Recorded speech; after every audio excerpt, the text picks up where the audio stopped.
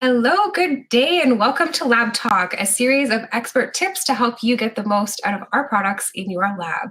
Today, we have a really great topic around cryopreservation. So, thinking about how you prepare your samples to preserve the viability of and integrity of your samples for long-term storage. With that, I'm going to welcome our speaker today. Mr. Wilfredo Marin. He is one of our application scientists here at Thermo Fisher Scientific, specializing in cryopreservation. And he's going to share with us some tips on how to enhance sample security with cryopreservation. Welcome, Will. Thank you, Angela. Let me know if you can hear me. Everything looks good. Yeah. It's really a pleasure to be here. Really happy to be in front of this audience, whether you're catching this live here now or catching up on other few previous lab talks. This team here at the Immersion Lab has a lot of fun. There's a lot of creativity. So I'm really hoping to match that energy and give you guys a few tips about enhancing sample security with cryopreservation. So typically, you start with just a definition. It's pretty standard. And I think our team has been great. Our sample storage, our tracking team is really great about sharing this with others because we know cold and in its simplicity, cryopreservation is just a biological process. So you have cells and you can protect them potentially from damage from internal enzymes or any other chemical activity by cryopreserving them at ultra low temperatures. And really what this gives a researcher is extra time to work with the cells later or actually help complete that journey when they're being delivered to a patient as a life-saving therapy. So I do have a couple tips, and there's a little science here before we get to the actual control rate freezer. But if we're looking here, and we start here on the upper right, there's a schematic, and it's a pretty common schematic about how a cell freezes. So this would be a mammalian cell, something that comes from the human body. And it will typically be in a cryoprotective agent. And if you're following that blue arrow and it's going down in temperature, what is supposed to happen, what we'd like to happen is for the cell to dehydrate. And the rate at which it dehydrates is something that we've been able to give our customers control with the control rate freezer. If you're looking to the left of this schematic, you'll see that the cell has dehydrated. A lot of the water has left the cell and it's freezing, it's crystallizing outside, extracellular crystallization. And that's okay at a slow rate of cooling. But what could happen is that you're also increasing the solute concentration inside the cells. And so that can cause damage later on, even though the cell's alive when you're doing some of your analysis. If we're looking to the right side, where you're doing rapid cooling, you haven't really given enough time for that water to leave the cell. And now it is crystallizing within, potentially damaging the organelles, growing and building upon itself. And you wouldn't know that that cell isn't alive until you thaw it later, so to a massive disappointment. So here, really, the schematic is talking about the sweet spot. We talked about it previously with specialists as a Goldilocks dose, but there's a lot of research that goes into this optimal cooling rate. So what is it that you use to do that? Well, that's where the control rate freezer fits in. It's a terrific product where you are given the opportunity to program or use some of the preset programming, and you're doing so by following the lower drawing, I guess the lower image below that schematic, of what the profile steps would be. So you're following either a chamber or a sample thermocouple. And in this little picture here, you'll see that the chamber would be the blue line. And it's following the steps that are off to the right. So 1, 2, 3, 4. Cooling rate and then automatic seeding. So we get questions a lot about why it's kind of going down and then going back up again. And I'll explain that when I talk about the sample. But then you follow that cooling rate, and now you have just an efficiency of freezing. So you're saving time and potentially some money with the usage of liquid nitrogen. That red dotted line, it's a little hard to see above that blue chamber, is really how that sample thermocouple is tracking with that chamber profile. And again, it's following this sort of dynamic physical change where that ice is churning, or that water is turning into ice and it's releasing a little bit of heat. So we do get a lot of questions about where do you expect that little bump of heat, what temperature range, and how sample sizes or volumes would affect that. So one of the things I'm really proud to share about working with the control rate freezer is that it fits in very well in a lot of different workflows. I came from an academic research environment. We had a core facility where we worked with immunology samples, and we see this currently with a lot of the larger sort of genotypic programs in multiple countries, or even within the United States when we're working with biobanking as well. And that really translates into some of the biopharma, into some of the biotech, any clinical research organizations, which we consider industrial or cell manufacturing environments. And the thing they share in common is that they're both looking to find a traceable and repeatable way to not only maintain their units, but have documentation that they can store, whether it's in a lab book or whether it's a process that you're sharing across multiple sites. So that is one of the biggest advantages to working with a control rate freezer. I have a couple tips here, and I do want to emphasize that, again, there are multiple goals when you're working with a control rate freezer. You have multiple sizes. You're trying to freeze your samples down to give you enough time to work with them later or deliver them to a patient. All this helps provide some of that genetic diversity when you're working in a study, or again, saving a patient's life or delivering potentially blood or other therapeutic agents to others. I want to stick with the sample cooling rate. That is what the control rate freezer is intended to do.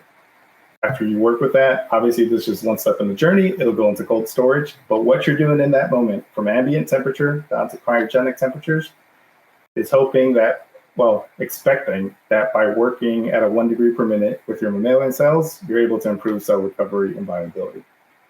And what that means is that, again, you stop that enzymatic activity, and when you thaw them, they still function completely fine as if they weren't frozen. And so that's what I think equates success for a lot of researchers.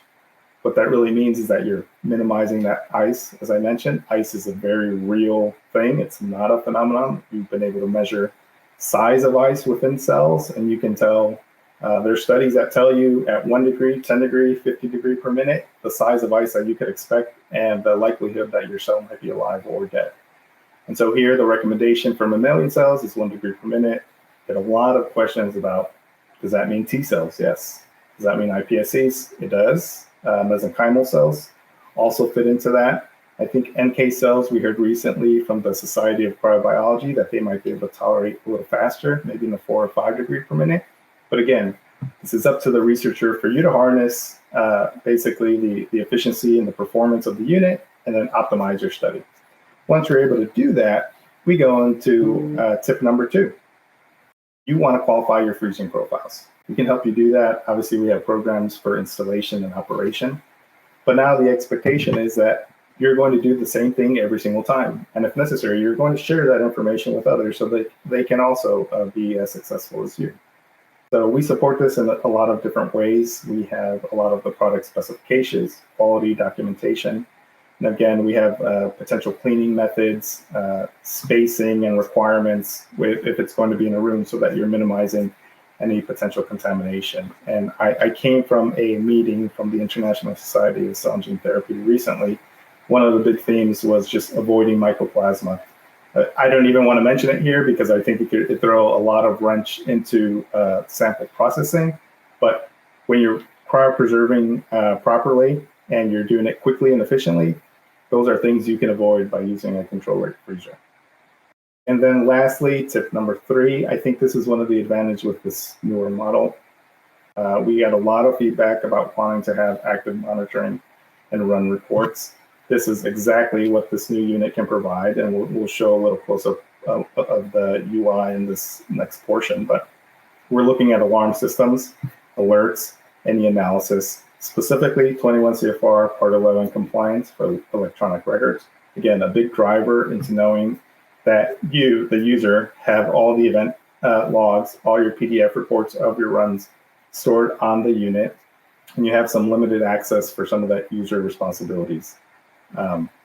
The second point about connectivity, well, we've also improved that. So you have a little bit of, you have potential wireless Wi-Fi monitoring if you're using the Instrument Connect app. And we've shown that before in a few other different products. We've maintained that PC interface and now at a version 3.3, so it's well supported. You can still do remote control for that if you're so inclined or you're used to the legacy model. And then we have now OPC UA server connectivity. And that would be in the cases of some of those larger pharmaceutical companies that have that infrastructure that can work across different sites, different states, and you're able to do batch runs, control processing, as well as gathering these nodes of contextual information. So all that is actually embedded into the UI as the firmware as it currently exists. You can still do a thermal printer. So if you're interested in getting the long, receipt that you would paste into your lab book, that's still available. But really what we've given customers now is additional options and features, but you can still expect that same great performance and reliability. So let's see if we can throw it to the immersive lab now. Forward here. See who we got over there that's helping us out. And again, great team over there, always enthusiastic, very happy to help. I have a miniature version next to me, but it doesn't do it justice because we have the actual 34-liter unit in the immersive lab. And again, it's a great opportunity if you are a rep to schedule a demo with your customer, or actually just basically take a peek like we're going to do now. I think if we can zoom in on that screen, that's what's going to give you all those alerts from that tip number 3, that compliance.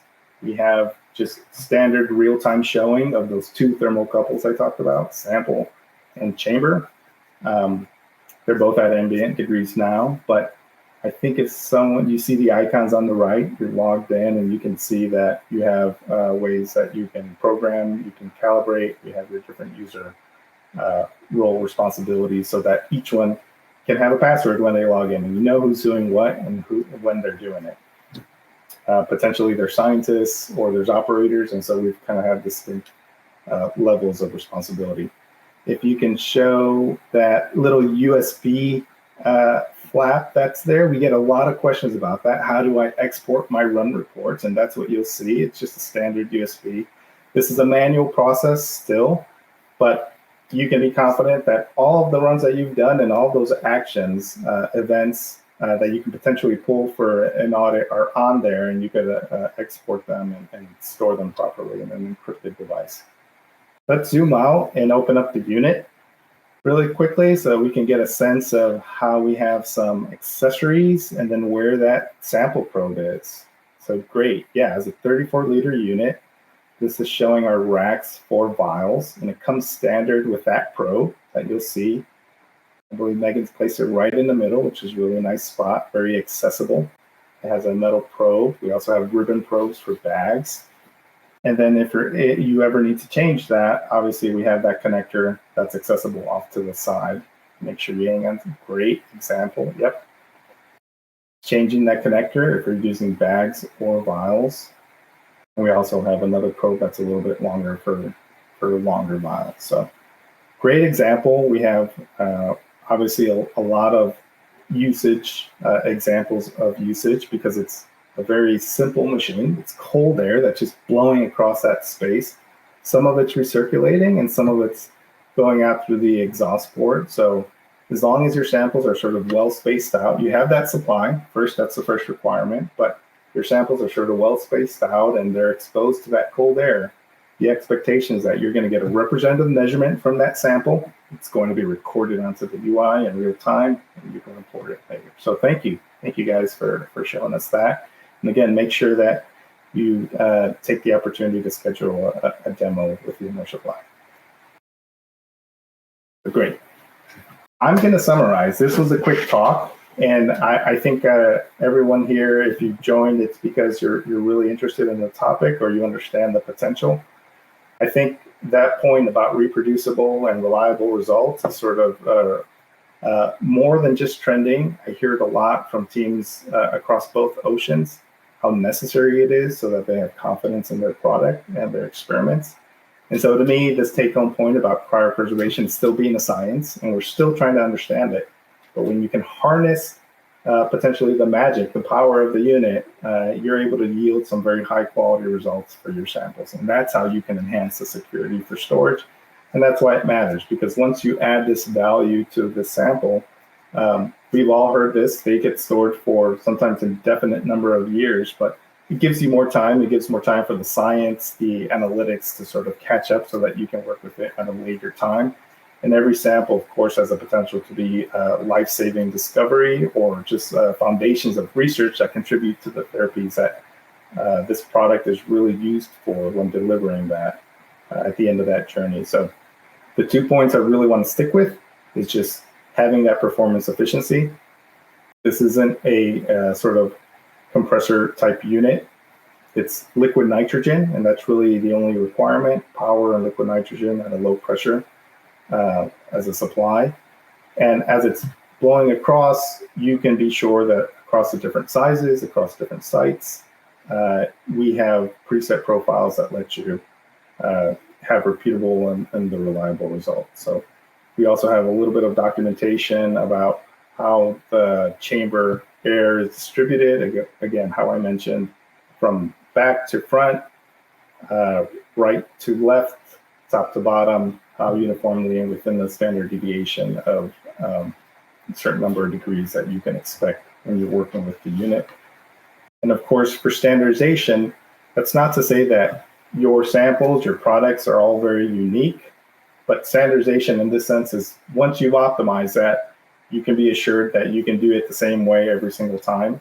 So that's where the presets really matter. They're the same on all size units. And of course, the exporting that you can share in any type of collaboration. And we have a multitude of accessories. So here you'll see racks and holders for vials, different size vials. You'll also see racks and holders for bags, whether they're in a canister or they're in the bag press. You also see the 3 different types of probes that are there. So again, once you've standardized your very unique product, your very unique samples from whatever population or study you're working with, you can be assured that these stainless steel accessories are very robust and they fit perfectly into our specific unit. So other things you can do if you're looking for more information, and this is just to wrap up some of our resources. We have some terrific videos. So this is product and commercial support. I've contributed to that OPC-UA connectivity video as well for those 3 different types of monitoring your device or controlling it. And if you scan the QR code today, I think I get $1, but no, that's not true. It's another video of myself explaining in more detail some of that cryopreservation techniques and some of the science. So this is one that we place on our cell and gene therapy page, landing page. So if you like a little more information on cryopreservation, make sure you scan that code. We have some literature in the form of smart notes. And of course, I have a little snapshot of what that Learn Immersive Lab 3D K-On tour is like. And all these little orange flags are hotspots that you might want to zoom into. But of course, thank you so much for the invitation, Angela, and the opportunity to talk to this audience. I can tell that this is more than just a growing interest. I think this is really not just informative, but really crucial to how taking that last step, completing that journey, and a lot of the multimedia that we see now, this is going to help us get there by delivering that product to the patients and the researchers that need it most. So thank you again for the invitation. Great talk. Well, thank you so much. And what I'm taking away is that regardless of whether you're in academia or if you're in pharma and you're developing cell and gene therapies for patients, like this is a tool, the cryomed freezer, that could be helpful in creating that predictability, that repeatability with your sample preservation. So, and I look forward to seeing everybody in a couple weeks. We have a little break for 2 weeks, and then we'll be back in November with some helpful talks on sample preparation as well. So stay tuned for that, and I look forward to seeing everybody in a couple weeks. Thanks. Great. Thanks, everyone.